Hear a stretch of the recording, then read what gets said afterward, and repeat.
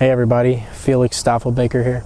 I wanted to make a video about getting out of the US dollar, and I think that that is the most important thing that any person can do right now at this moment, is get any amount of money that they have out of US dollar denominated anythings, treasuries, bonds, stocks, cash itself, anything that is denominated in dollars. I would be fleeing right now as quickly as I could and efficiently as I could, because we're seeing an absolute decimation of the dollar.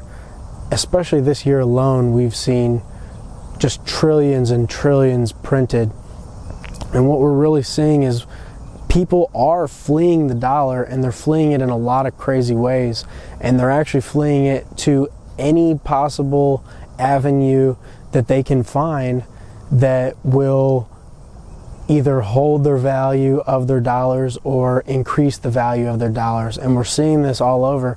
I'm seeing all over Twitter, all the people that I grew up with, everybody's got their old Pokemon cards out.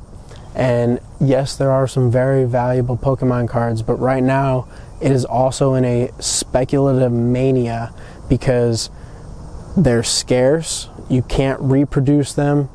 The most expensive things are the sealed packs, and that's how you would basically invest in Pokemon.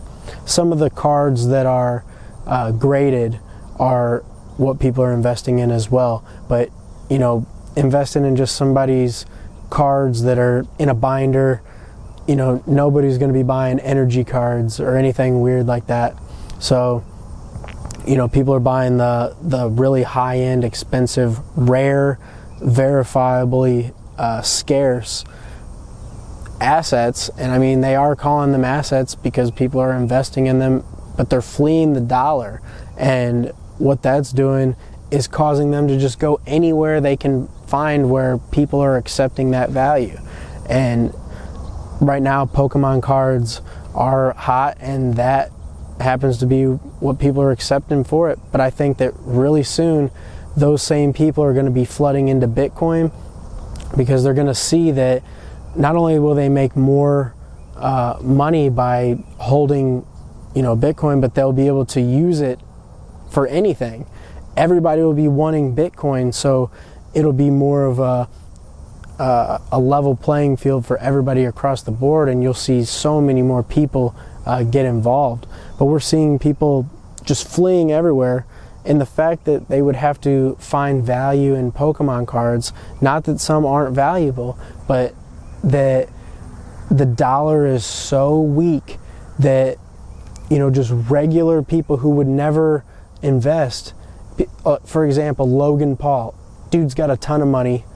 He obviously can blow a lot of money, but somebody like him is investing, maybe $200,000 into Pokemon cards. That tells me that everybody is extremely hurting for an exit from the US dollar into anything that they can find, that they can get that return.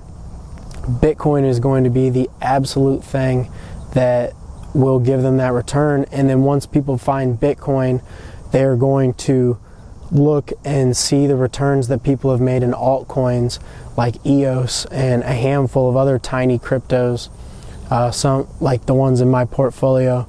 And I think that people are going to flee to those. It caused those to absolutely skyrocket in price, and that's when we sell and are able to realize all of that profit, turning a few $100s into potentially a couple of $1 million.